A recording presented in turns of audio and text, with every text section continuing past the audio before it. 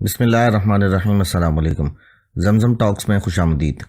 एक तो ये कोई हुकूमत तो है नहीं, ये तो बंदर बांट है। और इस बंदर बांट के अंदर आप मज़ीद जमहूरी जनाजे देख रहे हैं और जमहूरियत का जो मज़ा चखने वाले पहरेदार, चौकीदार और सिपाही बने हुए थे जमहूरियत और आइन के कानून के चैम्पियंस, जिनको बहुत शौक था सादिक अमीन तरीके से जो आ गए हैं लोग, और सादिक अमीन लोग अब मौजूद हैं असम्बलियों में। तो अब तो उनसे पूछा जाए ना, कौम पूछे जाकर कि भाई जब आइन और कानून का शब खून मारा गया था पंजाब में और केपीके में इलेक्शन ना करा के, तो उसका आज तक तो एहतसाब हुआ नहीं है। तो आइन और कानून के चैंपियन यहाँ क्या कर रहे हैं? सुबह पढ़ते हैं 6, उसी को पढ़ते हैं शाम को 9।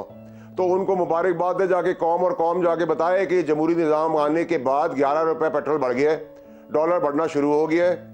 कि आज की तारीख की कीमतें देख लें, 10वें रोजे पे और 11वें रोजे पे, ठीक है, और डबल होंगी कीमतें एक आम गरीब आदमी के लिए। ठीक है। जब डबल होंगी तो वही आपका टेस्ट केस है इस नाकाम, नाअहल, निकम्मी हुकूमत का, कि जो रमजान में प्राइस कंट्रोल ना कर पाएगी और आम आदमी को कोई किसी किस्म की सहूलत नहीं दे पाएगी, तो ये हुकूमत किस तरह आगे परफॉर्म करेगी नकारा, और उसका रिजल्ट क्या होना है और उसने खुद कितने दिन चलना है, इस सब का तयन जो मैं 6-8 महीने से कह रहा हूं, वो रमजान मुबारक का जो महीना है वो क्लियर कर देगा। बड़ा मैं कैटेगोरिकली क्लियर हूं, ये आपका अदालती निजाम ने सारा कुछ किया है।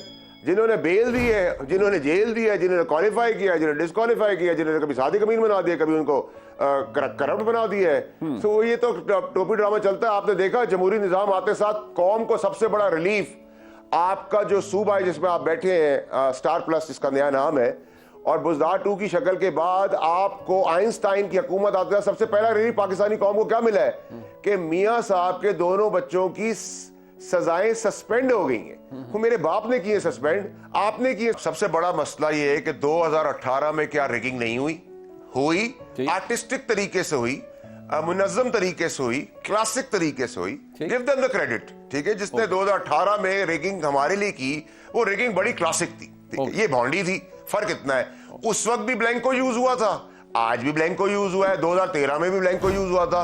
2007 और 13 के केसेस इलेक्शन के, वो आज भी कोर्टों में कहीं ना कहीं चल रहे हैं। सूरी साहब का एग्जांपल आपके पास है। ठीक है जी। अच्छा, अब आ जाते हैं हम कि हम बड़ी आसानी से कहते हैं कि जी फौज या एस्टैब्लिशमेंट इस पूरी कार्रवाई के पीछे।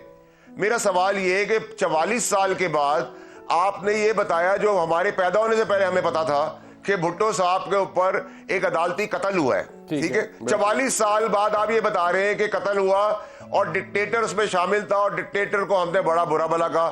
तो कुछ अशराफ, कुछ समराइज्ड समरी स्टोरी उस जज के बारे में भी तो लिखी जाए कि 44 साल पहले वो क्या बेहसी और बेशर्मी का काम किया जो इस जगह पे बैठा था।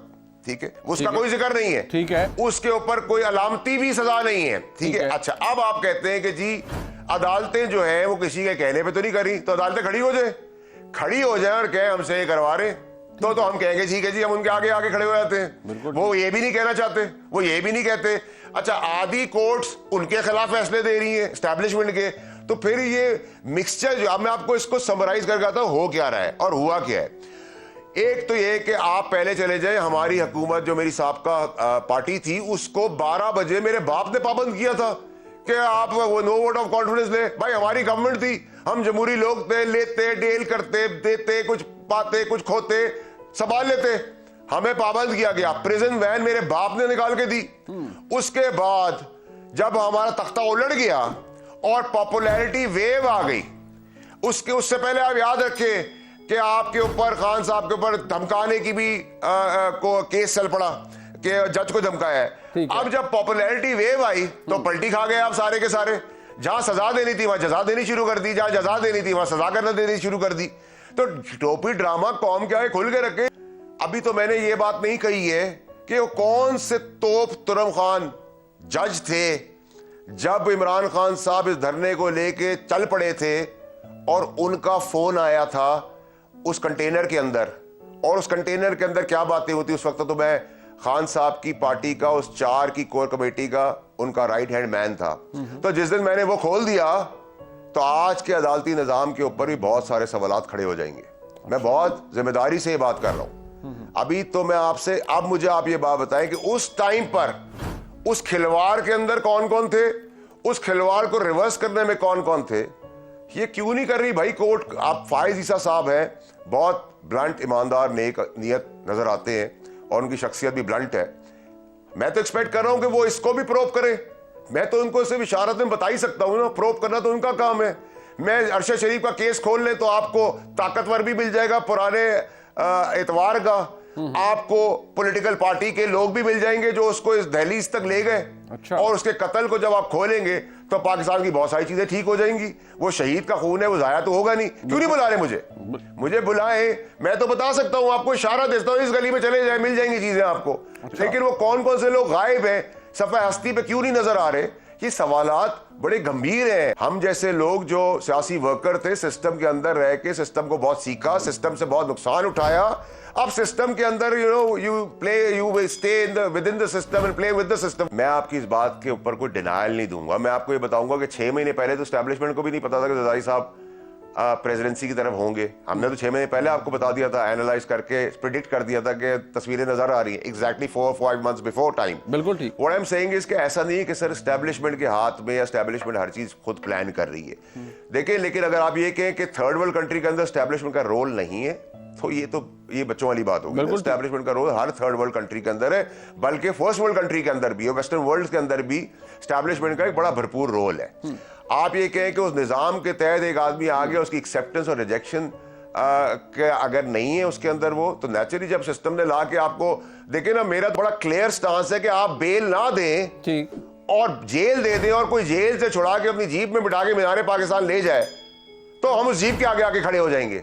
लेकिन आप ये बार बार नहीं कह सकते पर्दे के पीछे कोई है, वो मुझसे करवा रहा है, तो बेबी बच्चे, तो जब पर्दे के पीछे कोई है तो निशान लेके दो। तहरीक इंसाफ की जो मौला झट की सियासत है ना, उसमें तो वो चांद पे हुकूमत बना सकते हैं। और ये वही जो ऐसे आइंस्टाइन के साहबजादे ने किसी पार्क के अंदर इजलास बुला लिया था, वो इजलास बुलाएंगे पीटीआई वाले, इधर बैठेंगे उधर बैठेंगे, वो अपनी एक घर घर की पैरल ड्रामेटिक गवर्नमेंट चलाएंगे। उनका प्रेसिडेंट भी होगा, उनका प्राइम मिनिस्टर भी होगा, CM, I really don't know. So future तो लुक्स वेरी ब्लीक। 9 मई के ऊपर बड़ी सख्ती होने वाली है, उसका ट्रायल बड़ा तेज़ी से आगे बढ़ने वाला है, उसके अंदर कोई तरमीम की ज़रूरत पेश आनी भी चाहिए और आ भी जाएगी। Having said that, as of now हतमी तो कोई चीज़ नहीं है। जब एक आदमी मुल्क से जा सकता है और वापस वाइट होके आ सकता है तो फिर हतमी तो कोई चीज़ दुनिया में नहीं है। लेकिन अगर आप मुझसे आज की बात करेंगे तो ना कोई इंसानी और कानूनी तौर पे तो मुझे कोई ढील और डील होते हुए नजर नहीं आ रही, ना ही कोई ऑफर हुई है। ऑफर का इंतजार जरूर है लेकिन हुई नहीं है, और इसका कोई चांस आने वाला मौजूदा वक्तों में तो मुझे नजर नहीं आ रहा।